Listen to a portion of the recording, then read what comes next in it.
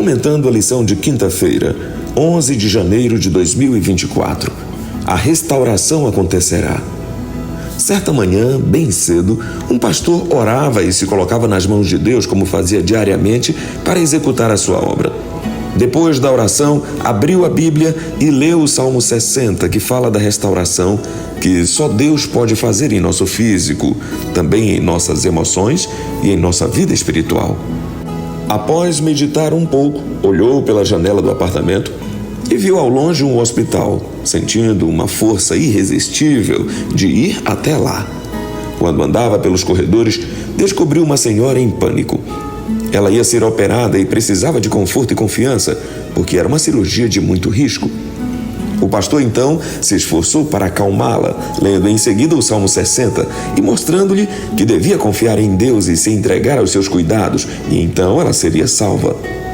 As enfermeiras vieram para levá-la, e ela foi repetindo as últimas palavras do Salmo que dizia: para que os teus amados sejam livres, salva-nos com a tua destra e ouve-nos. No dia seguinte, o pastor voltou ao hospital e o rosto mais sorridente da enfermaria era justamente o daquela senhora. Ela aprendera o Salmo da restauração e hoje serve a Deus com toda a confiança. Como o Salmo 60 pode ser uma oração adequada? Em que momentos seria adequado orar assim? Como um lamento pode ser bom em momentos alegres? Esse salmo nos deixa mais conscientes de que todos passamos por sofrimentos e que a confiança em Deus é a melhor segurança. Um lamento pode ser uma lição para entendermos os sofrimentos dos outros ao nosso redor.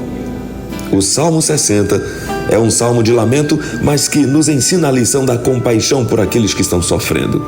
Se não estamos sofrendo, devemos orar por aqueles que estão em sofrimento nesse momento.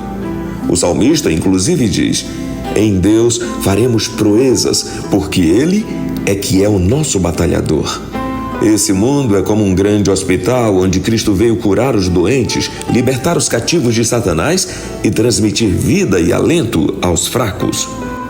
Que benignidade, que compaixão, que terna simpatia tem Jesus manifestado para com a humanidade sofredora. Toda pessoa que sofre faz jus à simpatia de outros, e os que estão imbuídos do amor de Cristo e repletos de sua piedade, ternura e compaixão, atenderão a todo apelo à sua simpatia.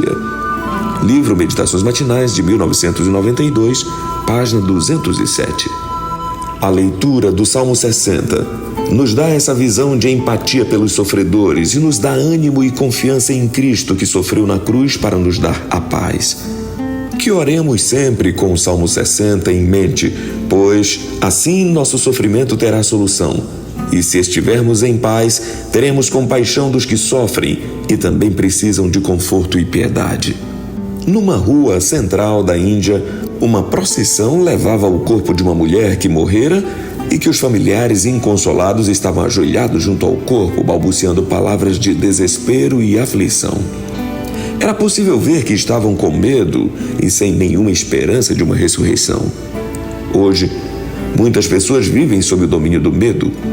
No estudo recente, um psiquiatra mostrou que o maior problema que os seus pacientes enfrentavam era o medo.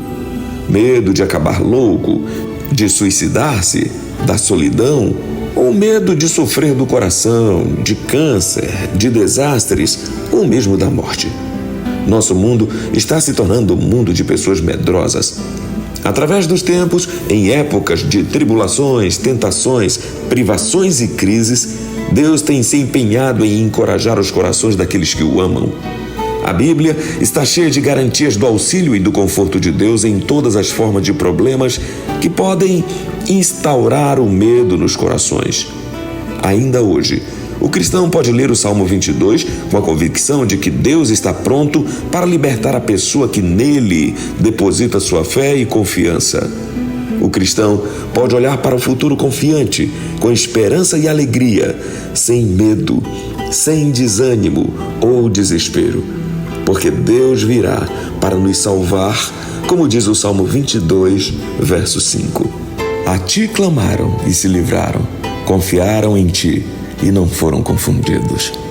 Que Deus nos abençoe.